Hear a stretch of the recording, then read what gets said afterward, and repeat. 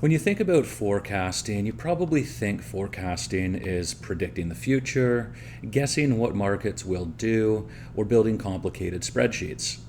But forecasting is actually something much simpler. Forecasting is understanding how systems behave through time. And if you've been following this series carefully, then you already know something incredibly important. Your household is a system, a living system, a dynamic system, one where income changes, expenses evolve, debt compounds, inflation pressures build, liquidity expands and contracts, and small decisions quietly reshape the future. Until now, in Season 3, we've been analyzing the structure. We explored cash flow, financial statements, leverage, liquidity, solvency, behavioral pressure, fragility, and household operating systems. But now the series evolves. We move from structure to trajectory, from analysis to simulation, from reaction to strategic positioning. This is where the household financial operating system becomes predictive. And to do that, we need some math. Not advanced, scary mathematics, not intimidating mathematics, but the foundational mathematical ideas that allow forecasting systems to work. Because behind every forecast, behind every budget, behind every stress test, behind every valuation, and behind every financial plan, there is always a model of behavior through time. And today, in this video, we begin building that foundation. Forecasting changes the role of finance entirely. Without forecasting, finance becomes reactive. You wait for the bill, for the crisis, for the layoff, for the interest rate increase, for the credit card balance, for the liquidity problem. You only discover reality after it arrives. But forecasting changes this. Forecasting allows the system to see pressure before pressure arrives. This is exactly why corporations forecast, banks forecast, FP&A departments forecast, governments forecast, and investment firms forecast. Because strong systems are not merely reactive systems, strong systems are adaptive systems. And this applies directly to your personal income statement, your net worth statement, your cash flow statement, and your personal contribution income statement. Because every one of those statements behaves differently through time.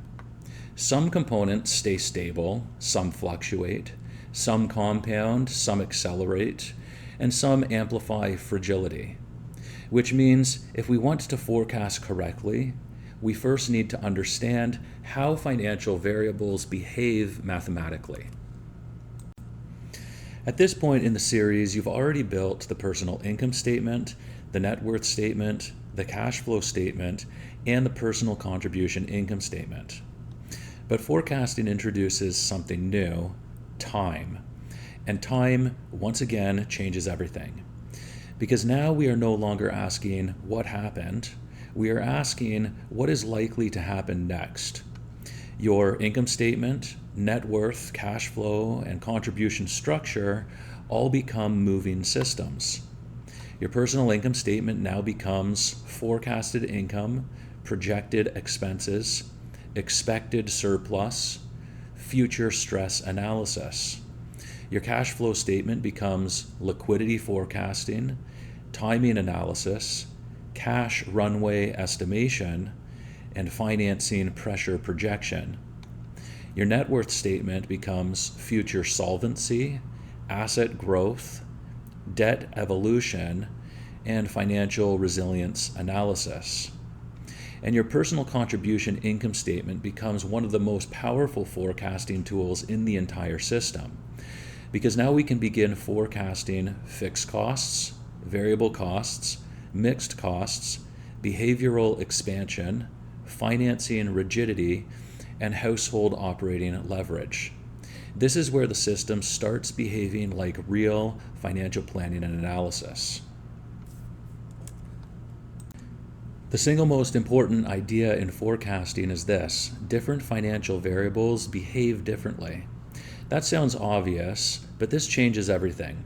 Some costs are fixed, some are variable, some are mixed, some are cyclical, some are seasonal, and some are behaviorally unstable. For example, rent behaves differently than groceries. Groceries behave differently than debt payments. Debt payments behave differently than gasoline, and gasoline behaves differently than discretionary luxury spending. This means different parts of the household system require different forecasting methods. And this is why forecasting is not guesswork. Forecasting is behavior modeling. The goal is not perfect prediction. The goal is reasonable trajectory estimation. Now let's introduce the core mathematical ideas underneath forecasting. Again, this is not advanced math, this is behavioral math. The simplest forecasting model assumes change happens at a constant rate. For example, your internet bill rises $5 per year. That creates a linear trend. Or maybe your salary increases 3% annually. Again, steady directional movement. Linear forecasting works best when systems are relatively stable. Many financial variables grow proportionally. This is where compound growth enters the system. For example, investment portfolios, inflation, salaries, debt payments, or debt balances rather, home prices. A 2% increase on $1,000 is very different from a 2% increase on $100,000. Because growth compounds through time, this is one of the most important ideas in finance. Fixed costs tend to remain relatively stable. Variable costs move with behavior. This means forecasting groceries is different from forecasting rent. And this is precisely why the personal contribution income statement becomes so powerful, because it separates structural obligations from behavior flexibility, which means we can simulate recessions, inflation, job loss, or reduced income with far more realism. Some expenses are partially fixed and partially variable. Utilities are a perfect example. There may be a fixed connection fee plus variable usage. Cell phone bills often behave similarly. This means some costs require decomposition before forecasting, which is exactly where managerial accounting concepts become incredibly useful in personal finance. Forecasting is rarely about one future. Instead, we build scenarios. What happens if inflation rises, interest rates increase, income falls, childcare costs increase, variable spending expands? Sensitivity analysis allows us to understand which variables most strongly affect fragility. And this becomes the foundation for stress testing the household system later in the season. Now let's briefly introduce some of the most common forecasting methods used in finance and FP&A. Again, our goal is not academic complexity. Our goal is practical household forecasting. So trend forecasting, this is the simplest method. We identify historical patterns, then extend them forward. For example, salary growth, recurring subscriptions, recurring inflation patterns. This is simple, it's useful, and it's very common. Secondly, driver-based forecasting. This is one of the most powerful methods. Instead of forecasting the final number directly, we forecast the variables driving the number. For example, instead of forecasting grocery expense directly, we forecast household size, inflation, restaurant frequency, and behavioral spending patterns. This creates far more realistic systems, and this is exactly how many corporate FP&A And this is exactly how many corporate FP&A systems work. Thirdly, scenarios forecasting. Instead of predicting one future, we model multiple possible futures.